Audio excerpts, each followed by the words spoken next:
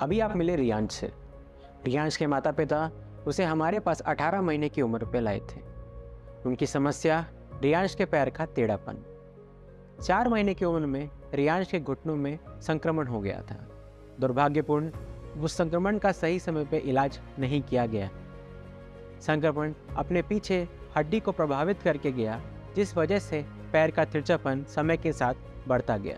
हमने सही प्लानिंग के साथ रियांश पर पैर सीधा करने की सर्जरी करी। एक मशीन लगाई गई जो 2.5 महीने तक उसके पैर पर थी। 2.5 महीने के बाद ये मशीन निकाली गई। आज रियांश का पैर पूरी तरह से सीधा है और माता पिता खुश हैं। रियांश जैसे अनेक बच्चे हैं जो पैरों के तिरछापन से प्रभावित हैं।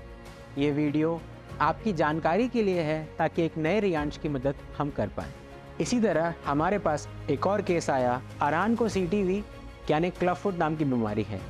इस बीमारी में जन्म से ही बच्चों के पैर तिरछे होते हैं।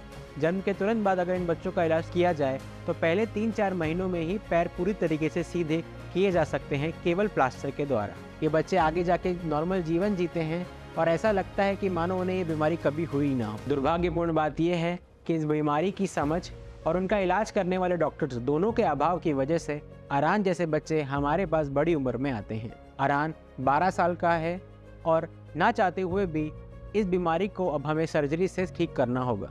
हमने अरान पर पहले चरण का ऑपरेशन कर दिया है और उसका एक पैर सीधा हो चुका है। हम चाहते हैं कि वीडियो आप तक पहुंचे और अरान जैसे बच्चे छोटी उम्र में ही हमारे पास आएँ और केवल प्लास्टर से ही उनका पैर ठीक हो जाए। अब हम बात करते हैं नंदिनी के केस की। नंदिनी एक 12 साल की लड़की है।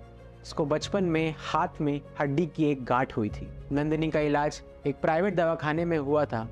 दुर्भाग्यपूर्ण उस इलाज का सही परिणाम नहीं आया। आज नंदिनी हमारे पास 2 समस्याएं लेके आई हैं। उनका हाथ दिखने में बहुत अलग लगता है, जिस बात से वो बिल्कुल नाखुश हैं।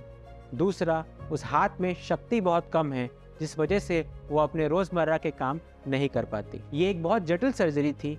हमने इसके सारे कॉम्प्लिकेशंस नंदिनी और उसके माता पिता को समझाए। सब समझने के बाद उन्होंने सर्जरी के लिए हाँ बोला। हमने नंदिनी में single bone arm reconstruction surgery करी है। आज परिणाम ये है कि उनके हाथ का आकार सुधर चुका है, जिस बात से वो बेहद खुश हैं और उनके हाथ की शक्ति भी पहले से बेहतर हुई है। नंदिनी, अरान और रियान जैसे न जाने कितने बच्चे होंगे जिनको सही समय पे सही इलाज नहीं मिल पाता। मैं आशा करता हूँ आप ये वीडियो उन सभी लोगों तक पहुँचाएँ जिन्हें इसकी बहुत ज़्यादा आवश्यकता है। अधिक जानकारी के लिए और इन बीमारियों से पीड़ित बच्चों की सहायता के लिए नीचे दिए गए नंबर पर संपर्क करें। धन्यवाद।